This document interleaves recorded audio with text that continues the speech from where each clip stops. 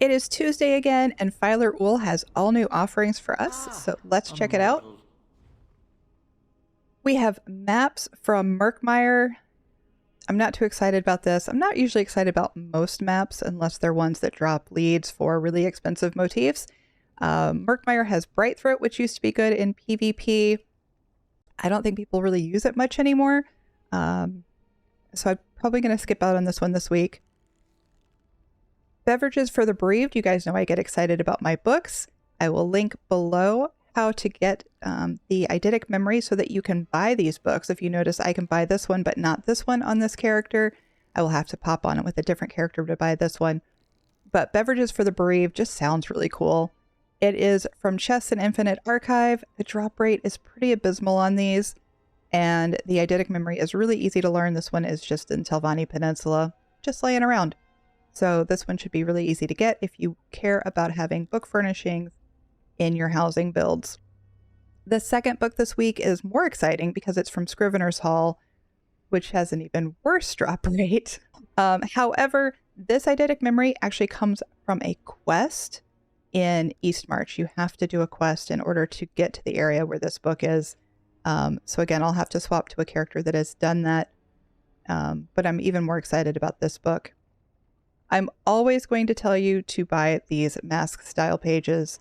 Again, abysmal drop rate. You get a better drop rate if you've done the hard mode of the dungeon.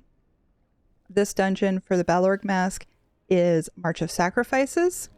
Here's the preview of it. It looks pretty nifty.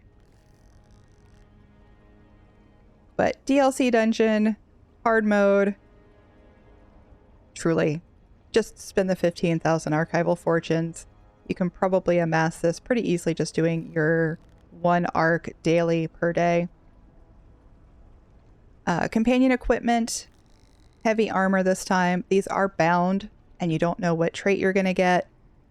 I don't love this option, but if you were specifically looking for heavy armor for your companions, buying a couple pieces wouldn't hurt you. Glass skeletal visage. When we look that one up. This is for the Gaze of Sithis mythic. And it comes from a public dungeon in Blackwood from any boss. I don't think this one's that difficult to get. But if you're specifically looking for Gaze of Sithis and you don't have this one yet, you may want it. Don't complain to me if you... The second lead we have this week is Onyx Accent Stones. This is found in Hrothgar.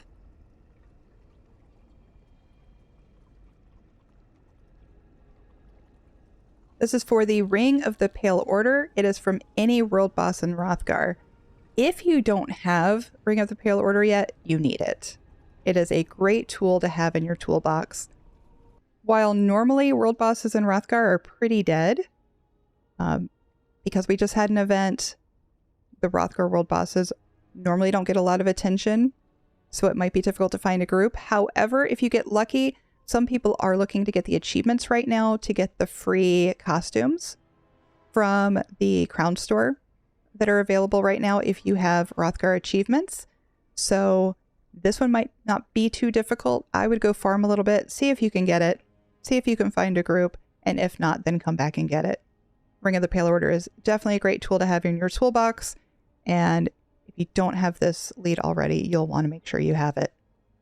Next up, we have our Malographic Ichor, which you get from doing your daily IA quest. You need 50 of them to get your Malographic mount. I'm planning to get mine through dailies. I'm not too terribly worried about it.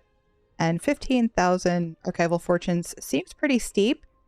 If you're doing your daily, it's gonna take you 7 dailies to get this anyway, right? Maybe not quite that many, but it's going to take you a few dailies to get this one. So why not just get it naturally? I think this one's kind of a waste. And for the same price as a mask, I would absolutely much rather get a mask. It's going to save me way more time. 6 House Tailor Bell. This one is for the 6 House robe costume that comes from Forgotten Waste Public Dungeon in Vardenfell. Forgotten Waste in Vardenfell is pretty easy to farm yourself. There are 7 different pieces, though, for the 6 House Tailor's Bell, If this is the only one you're missing, it's probably worth it not to have to go back and get this one as the last piece. But if you're just randomly grabbing pieces, I probably wouldn't bother. I would probably just go farm it for a little bit. There's one more thing I wanted to show you guys over at the other merchant. We have our other merchant, Filer Tezers. We have these new style pages now that are dropping in IA. It looks like you can only get one a day per account. It's still really new. We don't know that for sure. That just seems to be the way it's going. You can, however, buy a random one with 12,000 archival fortunes from this vendor. There are tons of these pages. At one a day, it's going to take forever. I don't know that I'm suggesting you get this, but it is an option. And if you buy one and then go in and run IA, it does not keep you from getting another one. We have science that you can buy one and 20 minutes later get another one from a run. So this is an option. Keep that in mind. These style pages, you can only farm, at least at first, with the class that's running. So if you're on a DK, you'll get a DK style page, just like the gear. I don't know if you'll continue to get them after that. Like with the gear, if you keep running on that DK and you have all the DK gear, you'll start getting gear for wardens and sorks, etc. I don't know if the same is true for style pages. That's my guess, but we don't know for sure that I'm aware of. These style pages are also only available to use on the applicable class. So a DK can only wear the DK style page. The sork can only wear the sork style page, etc. But they are available. This is a new offering from the vendor that is here all the time and sells the same stuff all the time. And that's it. Those are our Tuesday offerings for March 12th.